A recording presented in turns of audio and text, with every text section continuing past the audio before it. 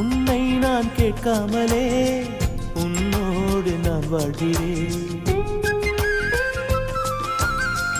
என்னை நீ சேராமலே என்னோடு நீ வாழ்கிறாய். என் மூச்சில் எப்போதுமே உன் காற்றை வாங்கினேன். உன் காட்சி எப்போதுமே என் கண்ணால் பார்க்கிறேன்.